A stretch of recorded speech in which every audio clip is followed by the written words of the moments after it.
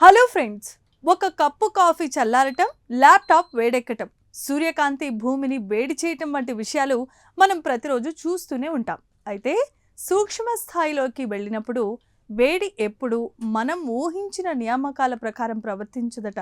ఇప్పుడు శాస్త్రవేత్తలు ఆ ప్రత్యేకమైన లక్షణాన్ని ఉపయోగించి నానో స్థాయిలో వేడి బదిలీని గణనీయంగా పెంచగలిగామని చూపించారు.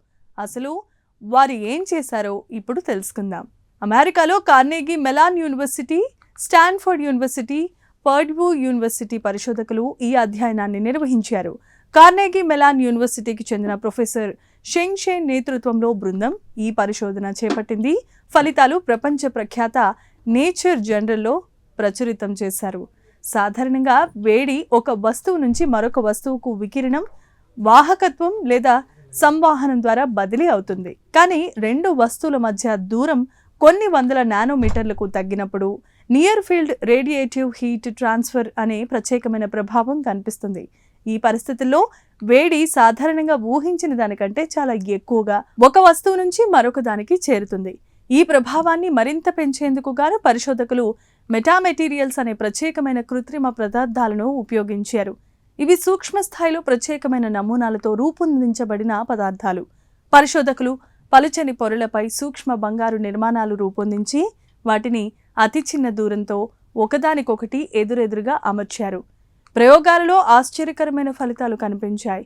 ఈ బంగారు నిర్మాణాలు ఉన్న వ్యవస్థలో వేడి బదిలీ సాధారణ వ్యవస్థలతో పోలిస్తే 4 రెట్లు పెరుగుతుంది. ఇంత అధిక స్థాయి హీట్ ట్రాన్స్ఫర్ను సాధారణ పరిస్థితుల్లో ఆశించడం కష్టమని పరిశోధకులు తెలిపారు. దీనికి కారణం సర్ఫేస్ ఫోనాన్ పొలారిటన్స్ అనే శక్తి తరంగాలు. బంగారు సూక్ష్మ నిర్మాణాలు ఈ సహజ శక్తి తరంగాలతో కలిసి ప్రతిధ్వని ప్రభావాన్ని సృష్టించాయి.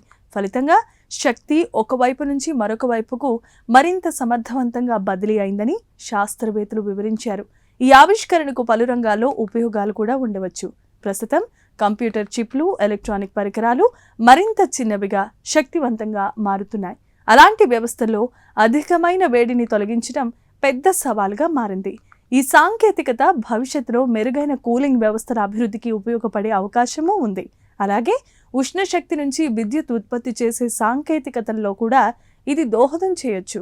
చూశారు కదా, నానో స్థాయిలో వేడి ఎలా ప్రవర్తిస్తుందో తెలుసుకునేందుకు Carnegie melon university, Stanford university, Purdue university పరిశోధకులు ప్రయోగాలు నిర్వహించారు. మెటామెటీరియల్ సహాయంతో వేడి బదిలీని 4 రెట్లు వరకు పెంచొచ్చని వారే చూపించారు.